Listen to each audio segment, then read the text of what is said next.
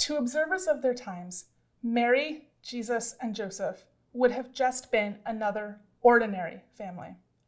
They were poor, sometimes refugees, in many ways just getting by. However, in the midst of their low-key way of life, God chose to become man.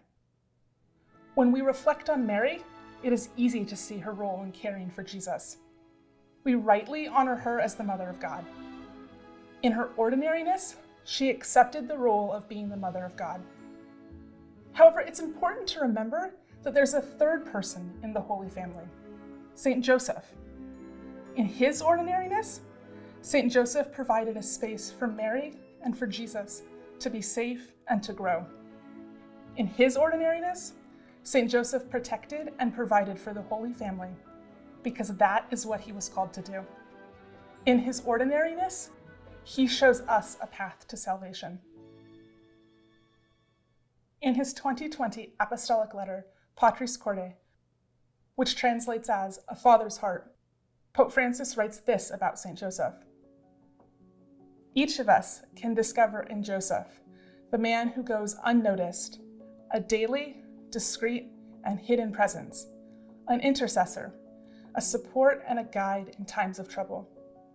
Saint Joseph reminds us that those who can appear hidden or in the shadows can play an incomparable role in the history of salvation. A word of recognition and of gratitude is due to them all.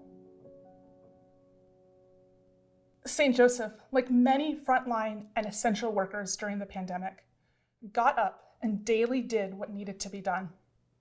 In doing so, Saint Joseph ensured that the Son of God, Jesus Christ, could grow up in safety and security. Pope Francis writes, "The greatness of Saint Joseph is that he was the spouse of Mary and the father of Jesus. In this way, he placed himself, in the words of Saint John Chrysostom, at the service of the entire plan of salvation. Saint Joseph is a supporting presence throughout those early days in the life of Jesus. He understands his vocation in life is to care for others, especially those in his little family. And that is exactly what he does, without putting on a show or making a fuss. My husband is a licensed first responder. While he has not been working as one for some time, many of our friends are what we now come to call frontline or essential workers. Nurses, paramedics, personal care workers, medical technicians of various sorts. One of the things that COVID brought home for many of us is just how much these and other frontline workers do for us, and do so without show or hope for attention or notice. The people who bag our groceries, clean our streets, drive our public transportation, cook our food. Those who care for us, our families, and our friends in so many ways. Listening to the stories of our friends and hearing the stories of many others, I became aware of how privileged I was to be able to work from home, to not have to worry if I was going to get sick and what would happen if I did. This was all thanks to what so many did from the start of the pandemic in 2020. They put their own needs and desires aside and went on with the work of caring for the rest of us, not asking for recognition, but just getting on with it.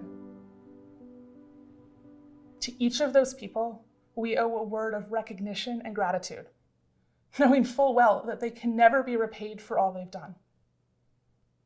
The idea of recognition and gratitude, no matter how inadequate, was constantly on my mind as we entered the third wave and all the other phases to come of the pandemic. How could I thank those going about their work, ensuring that I could be provided for and cared for? How could I thank those who ensured that I did not have to worry about having food, trash pickup, healthcare, and more? I turned again and again to Saint Joseph. Saint Joseph found joy in caring for those around him, in caring for Jesus and Mary, and so when I honor Jesus and Mary, I'm sure Saint Joseph rejoices. So to thank those essential workers, I saw that I could of course say thank you when I saw them. But I could also do my part to make sure their hard work and sacrifices were amplified.